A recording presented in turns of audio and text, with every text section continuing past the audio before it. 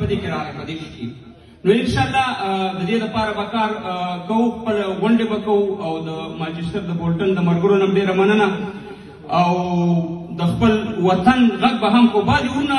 داسې دغه کې چې د افغانستان دپاره تاسې ولې نه دا کوو ورونه د افغانستان دپاره زه هغه سړی یم او زما نور ملګري هم دلته ملک بادی صاحب شته دی چې په 2013 کې موږ په بلجیم کې د افغانستان دپاره مظاهره وکړه هغې دپاره د پي ټي ایم دپاره موله نه وکړې د افغانستان دپاره مظاهره وکړه په نړیوال هم دغه وکړو چې زموږ په وطن کې دا ظلم مه کوئ د ماشومانو حقونه مه راوړي هغه ټول شیونه موجود دي نو زه یو خبره کوم افغانان ورونو چې افغانستان زموږ او ستاسې وطن دی زموږ او ستاسې مور ده زموږ ښځه ورونه چې دي دا زموږ ورونه دي نو چې موږ خپل ورونو سره کومک کوو افغانستان زموږ مور دی موږ سره کومک نه کوو بالکل به افغانستان سره اول کومک کوو بیا به خپل ورونو سره کومک کوو دا د لرو برکه ده دا چېرته کېدی شي چې زه افغانستان پرېږدم او زه بل ځای ونښلم نه دا سره نښتې خلک دي لر او بر افغانان الحمدلله زه یو خبره کوم چې انشاءالله داسې وخت به راځي چې زه په دغه موجوده نوي نظام باندې دا غږ کوم چې انشاءالله داسې وخت به راځي چې دغه په اروپا کې تاسو ته چې دا افغانان ښکاري دا سپېڅلي مسلمانان دي دې د وطن باندې لوښوږي دې د وطن سره کومکونه کوي د دغه خلکو هم تاسې یو په نظر کې ونیسئ د افغانستان کوم مسلې چې دي د مکتب مسله ده یا د درې رنګه بیرغ مسله ده باید دا تاسې حل کړئ موږ په لکاو میلیونهاو افغانان بار په خارج کې دا د وطن یو غټه سرمایه ده ګورې هغه ورځ ما یو ویډیو وکته چې د جرمني نه یو خور افغانستان کې د یو جومات سره 14 لکه افغانۍ کومک کړی د دې اروپا نه نو خبره دا ده چې موږ غواړو چې زموږ وطن آباد شي موږ د جنګ بالکل خلاف یو څوک چې د جنګ سره ودرېږي او جنګ دغه کوي دغه خلکو موږ بالکل خلاف یو او موږ په افغانستان کې د امن د لارې د کتاب د لارې د قلم د لارې خپله دغه تګلارې اختیاروو موږ که خدای پاک دغه موجوده نظام برابر کړو چې څنګه په قطر کې ملا یعقوب صاحب ته غونډه جوړېږي والله همداسې دله په یوروپ په هر ښار کې دله جوړه کړم موږ د دې نظام خلاف خلک نه یو زموږ نیوکې به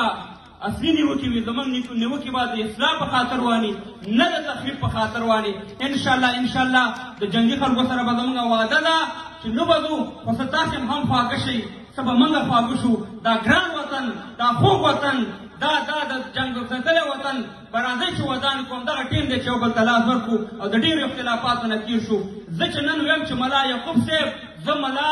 زه همدغه شان غږ کوم چې محترم اشرف غني صاحب زموږ الفاظ به هغه به ادبي وي موږ چاته بې ادبي نه کوو او څوک هم چې زموږ مشر ته بې ادبي کوي دغه د هغې سړي او خاصو پورې تعلق لري نو خبره دا ده چې افغانان ورونو انشاءالله دا خپلې هلې ځلې به کوو وخت راغلی دی چې د احمدشاه بابا لښکرې جوړېږي وخت راغلی دی چې انشاءالله دا تورمخی چې 15 کاله یې موږ وجلي وو وخت راغلی چې 50 کاله زما وطن تباه او برباد کړی دی انشاءالله نن تاسې ګورئ چې بربادي را روانه ده او خدای پاک به تباه او برباد کړي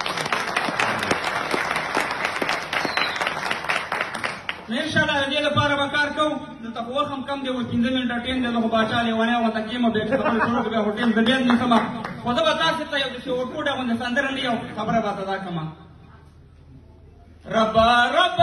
راته جوړ کړي ته ښایسته افغانستان د جنګونو نه اخلاص کړي ته را جوړ کړي د افغان پالن پرن ماشاءالله د خدای دنیا راغلی ده ماشاءالله خواته دی او بیا خواته توام دی ماشاءالله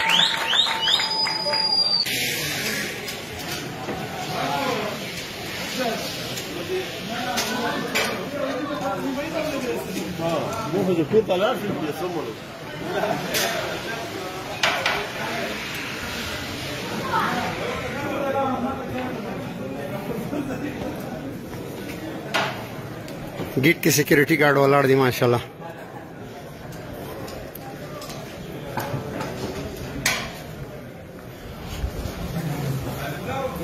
कुर्बान राजी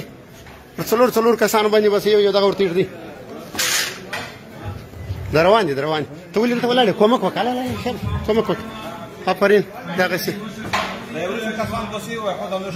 ټوله لګیا دي راځي هر څه ماشاءالله ماشاءالله الله پاک دې ټول ته خیر درکړي ماشاءالله ځوانان ټوله لګیا دي په خیرونه او څه حال دی ماشاءالله زبردست دا کاچوغ راوخ دا کټین راوخ کښنیم راوخ